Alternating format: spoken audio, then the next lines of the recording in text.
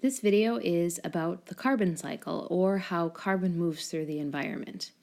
Now, when we're talking about how carbon moves in the environment, most of the time what we'll actually be discussing is how the molecule carbon dioxide, CO2, moves through the environment, because that's how we usually find carbon.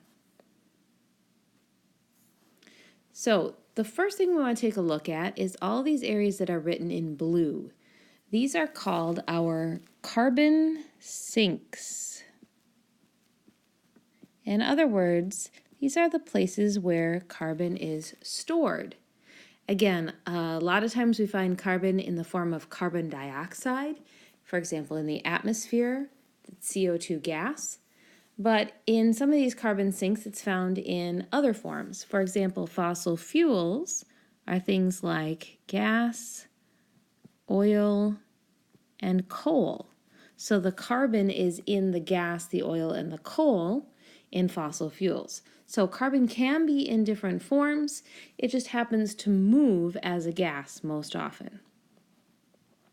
All right, so let's talk about some of the movement of that carbon. The first one we're going to do is we're going to move carbon from the atmosphere to plants. So in your notes, you should write atmosphere, you should write plants, and then you should draw an arrow that goes from the atmosphere to the plants. The process that moves carbon from the atmosphere to the plants is called photosynthesis.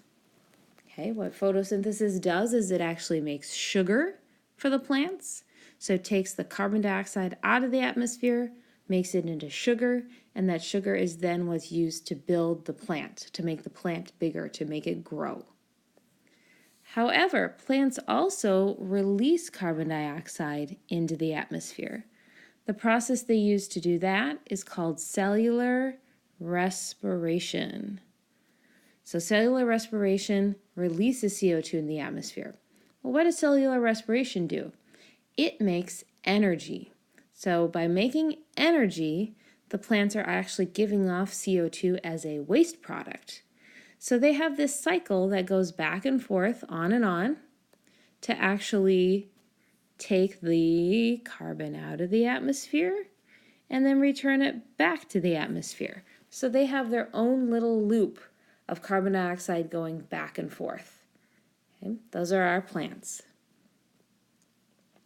Animals also have a relationship with carbon dioxide, like humans, for example, which are animals. We put carbon dioxide, wrong color, we put carbon dioxide into the atmosphere. Okay, and the process we use to do that is called cellular respiration. Okay, so just like plants, we need to make energy. When we make energy through cellular respiration, we put it into the atmosphere. Now, sometimes people confuse respiration with breathing, okay, because you have a respiratory system. However, this process is different from breathing. This actually happens in the cells. That's why it's called cellular respiration. So in the cells of plants and animals, we're making energy, and it gives off as a waste product CO2. As humans, we just happen to get rid of that CO2 by breathing. But the process of making energy is called cellular respiration.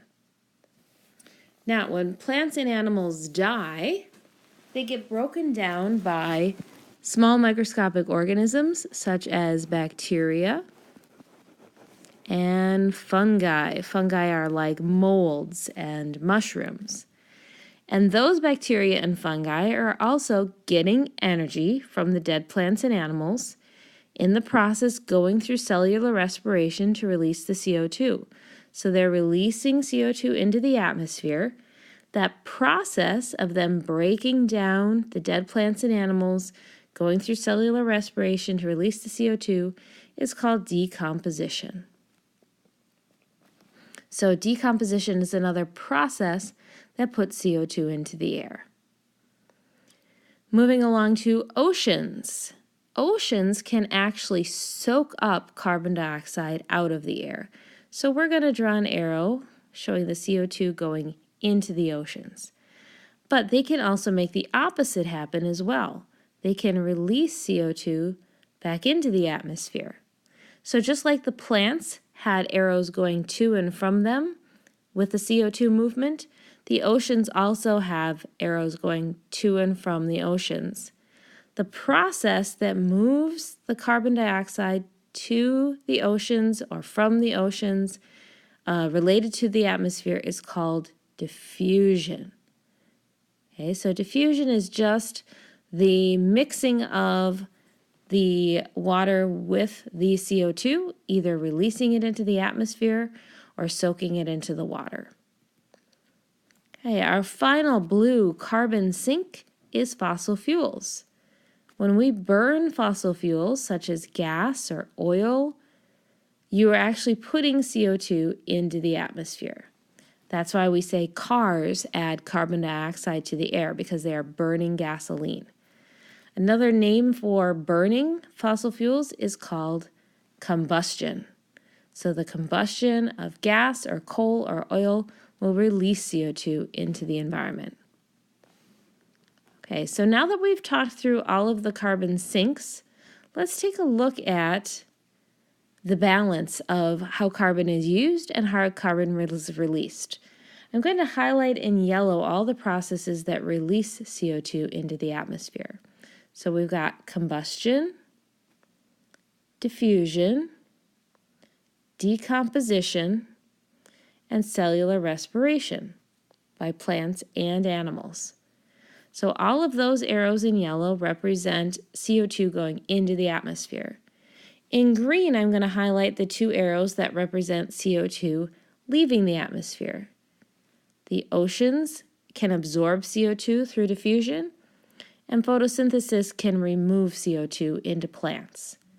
So when you look at this diagram, you'll notice that there are a lot more ways for CO2 to get into the atmosphere than to leave the atmosphere. And that is part of the problem with climate change.